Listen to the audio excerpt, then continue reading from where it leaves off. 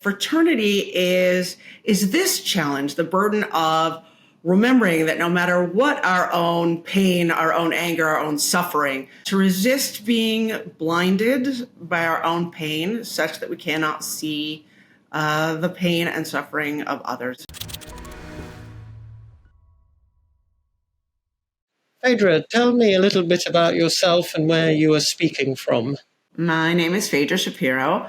I'm a Jewish Israeli, a mother to 6. I work in building more positive engagement between Jews and Christians, and I'm speaking from my home in the Galilee in northern Israel. My name is Khalil Sayegh. I'm from Palestine. Spent majority of my life between Gaza and the West Bank. Right now, I'm speaking from Washington, D.C. My day job is a political analyst. However, I was involved in a lot of interfaith dialogues, specifically between Jews, Christians, and Muslims. Faydra, tell us about the project that you were connected with in terms of your meeting of Khalil. We brought together a group of Jews and Christians, so that's Israelis and Palestinians, Europeans and Americans. I mean, so much of Jewish-Christian relations happens in our heads.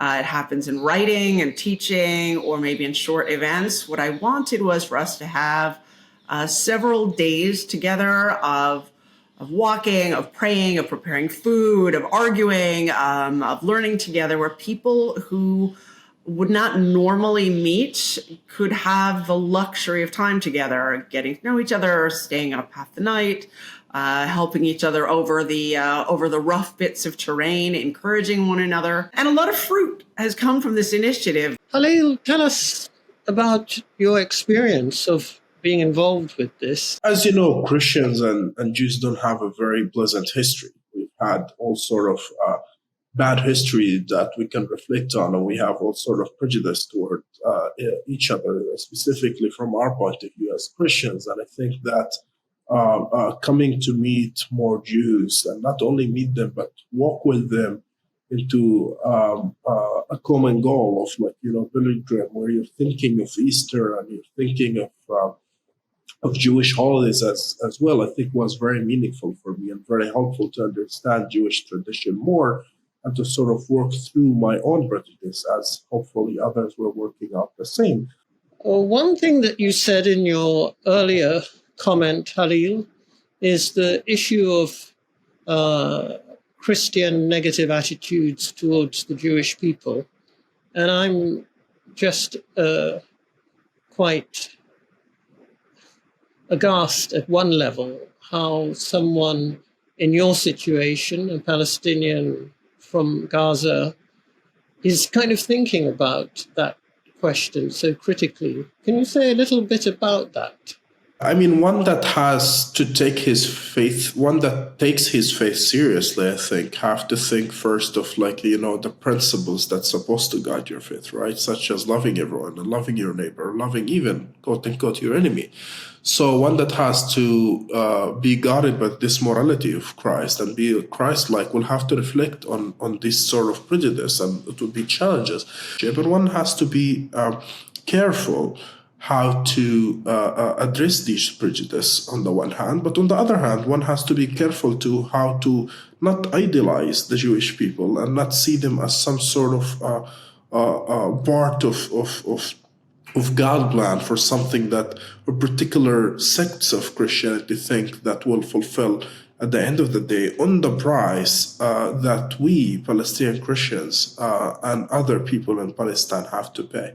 Faydra, did you want to say anything in response to that point that Khalil was making? To idolize, I mean, that's the other side of the coin of demonize. And I think that what makes that really possible is, that Khalil knows Jews. It's that actual, gift of friendship and of closeness that makes it possible to realize that,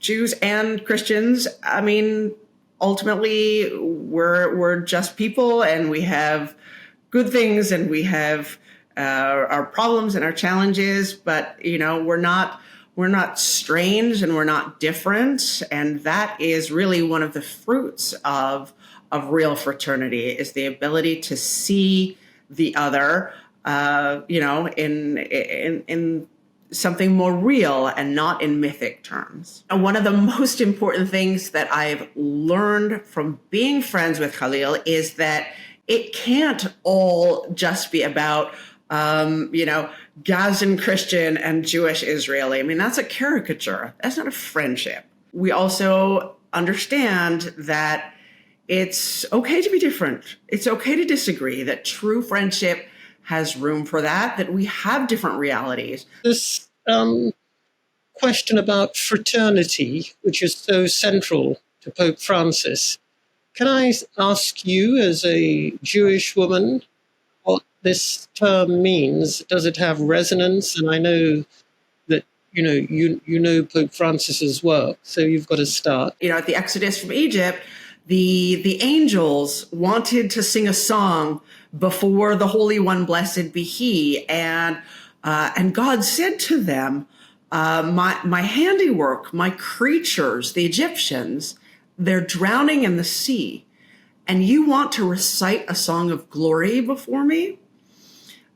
So this sort of reminds me that fraternity is this challenge, the burden of remembering that no matter what our own pain, our own anger, our own suffering, to remember that we are all children of God, to resist the temptation, to rejoice in the downfall of others, even the wicked, to resist being blinded by our own pain such that we cannot see the pain and suffering of others. That's a real challenge. During this difficult time, think of I find myself really thinking a lot of what fraternity means, who is my community, to which part do I belong to, right? Since the war in Gaza has started, I find myself drawing closer and closer to the rest of Palestinian diaspora here in Washington. I find myself, on the other hand, paradoxically too, I find myself